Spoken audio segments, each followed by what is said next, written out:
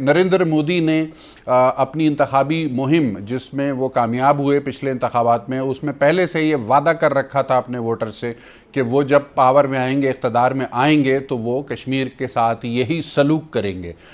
मोदी साहब अपने वादे के पक्के साबित हुए, अपनी बात के सच्चे साबित हुए और जो उन्होंने कहा उसको करके भी दिखा दिया। गोया कश्मीर में 1 साल से लॉकडाउन जारी है, कोई फ़र्क नहीं पड़ता। नरेंद्र मोदी साहब की जो कैफियत है और जो उनकी सियासत है उसमें कोई फ़र्क नहीं पड़ा। 56 इंच का सीना बताते हैं, ये दुनिया का वाहिद सरबराह मुमलिकत है, सरबराह हुकूमत है जो अपने सीने की पैमाइश बताता है। हाय गाइस, आइए इस वीडियो क्लिप में हम देखेंगे कैसे पाकिस्तान के न्यूज़ पैनलिस्ट्स ने एक्सेप्ट किया कि मोदी वो नेता है जो भी कहता है वो करके दिखाता है और ताल और डंके की चोट पे उस बात को पूरी करता है। चाहे वो कश्मीर लेने की बात हो, हिंदुस्तान के अर्थव्यवस्था को ऊपर पहुंचाने की बात हो, राम मंदिर बनाने की बात हो, या फिर अर्थव्यवस्था में हिंदुस्तान को 5 ट्रिलियन की इकोनॉमी अगले 3 से 4 सालों में बनाने की बात हो, वो ये भी करके दिखाएगा। आइए देखते हैं।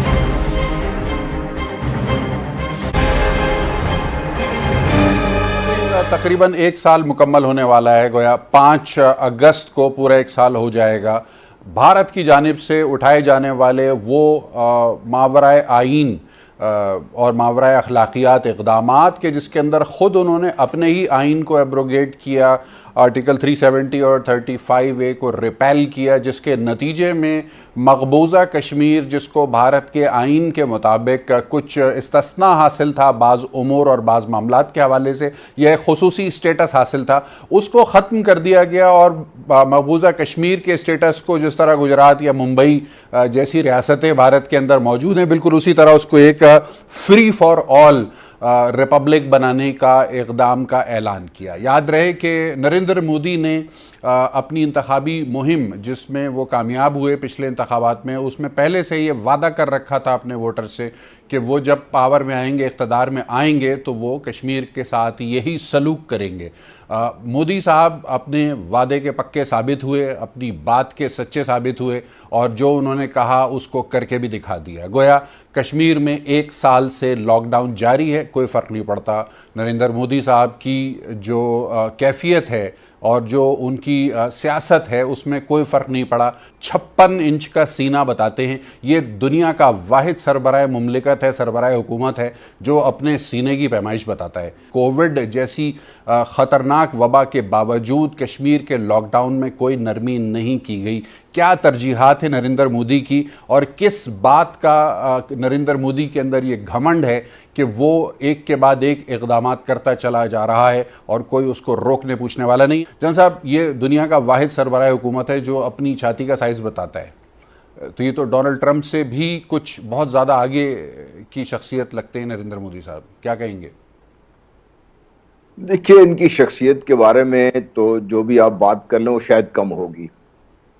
इशू बड़ा है इससे, क्योंकि जो यहाँ पाकिस्तान में हम लोग आमतौर पे इसको नज़रअंदाज कर रहे हैं कि मोदी को जब 2014 में लाया गया था तो उसका एक ख़ास मकसद था। जो मोदी साहब, वरना आप देखिए, इनको पहले इन्होंने गुजरात में इनको बड़ा किया, इतना इनकी इमेज बना दी गई। फिर इनको जब ये दोबारा इलेक्शन में आए और बीजेपी को जितवाया गया, तो ये एक जो भारत की बिग मनी है विच इज एक्चुअली कंट्रोल्ड, जो बरहमन ज़ायनिस्ट हैं सारे, वो उनका ख्याल ये था कि आरएसएस को बीजेपी बनाने के बाद इतना टाइम लग गया है और ये वो शख्स है जिससे इन्होंने पहले गुजरात में मुसलमानों को कत्लेआम कराया कि इसको दोबारा अभी हम इस पोजीशन पर ले आए कि जो बाकी इनका एजेंडा रह गया है उसको भी पूरा तकमील तक पहुंचाएं। अब वो एजेंडे का जो पहला इनका इशू था वो कश्मीर के मसले पर था, क्योंकि कश्मीर इनकी एक दुखती हुई रग है। जिस तरीके से हम कहते हैं कि भाई पाकिस्तान की तकमील का एजेंडा है कश्मीर, इसी तरह भारत भी यही बात करता है। वो ओपनली बात नहीं करते, लेकिन जब कश्मीर भारत को दिया गया था जी, उसके बाद जो हमारे उस वक्त की लीडरशिप ने थोड़ी हिम्मत की और गिलगित बल्तिस्तान और ये जो आज़ाद जम्मू कश्मीर का इलाका हमारे मुजाहिदीन ने मिलकर उनसे ले लिया, तो उसका इनको दुख है ये और वही ख़त्म करना चाहते हैं इसको। ये क्योंकि जब तक ये खत्म नहीं होता तो जो अखंड भारत का एक ख्वाब है ब्राह्मण ज़ायनिज़्म के ज़हनों में, वो पूरा नहीं होता। अब मोदी साहब को ला के, जो मोदी साहब ने देखिए ऊपर नीचे जो इक़दाम किए थे, वो वही थे जिन्होंने ऐलान किया था इलेक्शन की जो उनकी कैंपेन थी। और ये मोदी साहब ने नहीं किया था। जब ये इससे पहले बीजेपी जब हुकूमत आई थी तो उस वक्त से ही उन्होंने ये कहा हुआ था कि बाबरी मस्जिद का, कश्मीर का और ये शरीयत का जो बिल है ये करेंगे काम। अब उन्होंने कर लिया है। उसका ख्याल ये था कि ये दुनिया भी पी जाएगी, दुनिया तो पी गई है इसको, लेकिन जो कश्मीरी हैं वो तैयार नहीं हुए। और अब जो 56 की जो छाती का ऐलान किया था कि जी वो बड़ा, उन्होंने आपको याद होगा बड़ी उन्होंने तकरीर की थी कि 370 डन, फलाना डन, जो बाकी चीजें रहेगी वो भी हम करेंगे। तो उस वक्त तो इनका वो छाती 56 का बताना जायज बनता था इनका कि मैं दुनिया का शायद वाहिद वो लीडर हूं जो अपने एजेंडे पे कायम हो चल रहा हूं उस पर।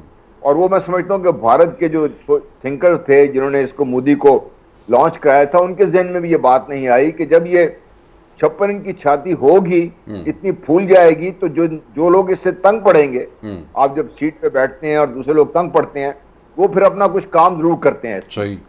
पाकिस्तान है जिसके बारे में उनको अभी तक समझ नहीं आ रही कि पाकिस्तान क्या करेगा।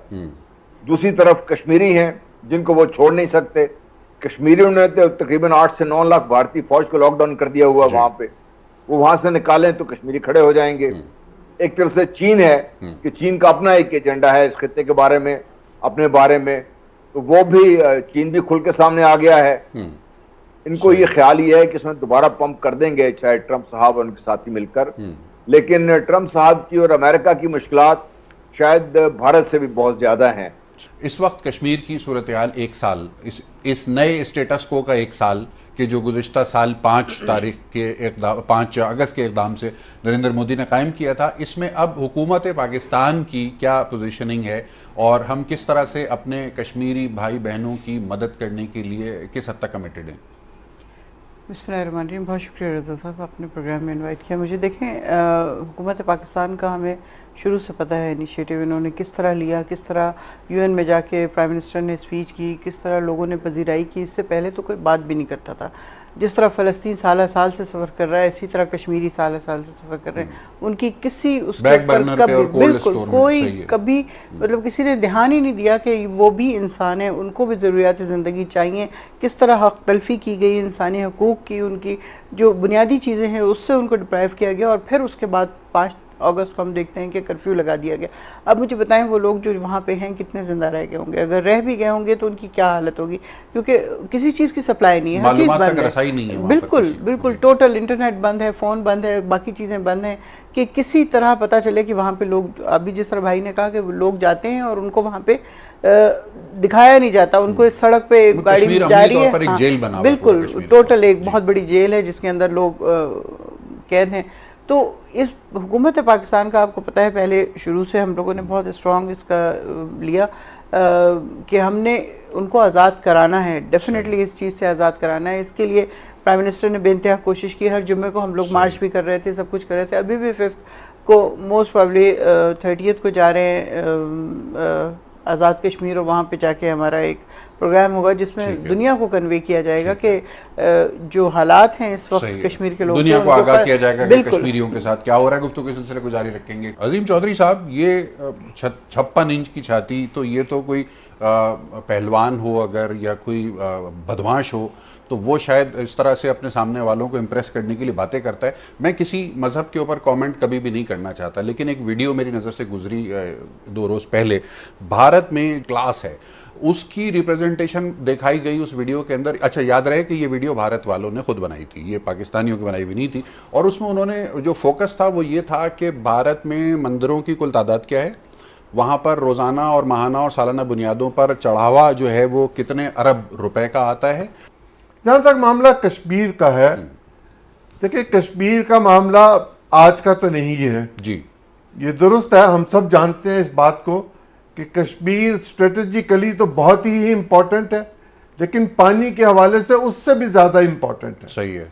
भारत उस सारे पानी को इस्तेमाल करना चाहता है और उस जमीन को अपने लिए इस्तेमाल करना चाहता है ताकि उसकी जो शरंगेजी है और जो उसकी फितना परवरी है और जो वो रियासती दहशतगर्दी करना चाहता है या करता है वो बरकरार रहे।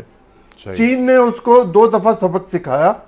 जब ये पहले 62 में हुआ तो अमेरिका का हम पर दबाव था सही। और बहुत शदीद दबाव था कि हम चीन के खिलाफ भारत का साथ दें। अच्छा, पाकिस्तान हमने- तहरीक इंसाफ की रहनुमा रुकन कौमी असम्बली मोहतरमा नुसरत वाहिद साहिबा भी हमारे साथ स्टूडियो में मौजूद हैं। जी चॉइस सब जारी रखिए। 62 में हमने इनकार कर दिया अमेरिका को। हम आज भी इनकार करने की पूरी पोजीशन में हैं कि हम भारत के लिए ऐसी कोई सहूलत पैदा नहीं करके देंगे जो हमारे लिए मुश्किल पैदा करके दे। सही है। हमारा जो सी पैक का प्रोग्राम है चाइना के साथ, जो एक स्ट्रेटेजिक पोजीशंस के साथ चल रहा है और उस पर हम रुबा अमल हैं, उसको रोकने के लिए तो भारतीय क़यादत खुद चीन गई थी जी। और ये कहा कि इसको गिलगित बिल्तिस्तान के इलाकों से मत गुजारा जाए और चीन ने उनकी इस बात को रद्द कर दिया। सही। ये दुरुस्त है कि 1 साल हो गया कश्मीरी एक अजियत की जिंदगी गुजार रहे हैं।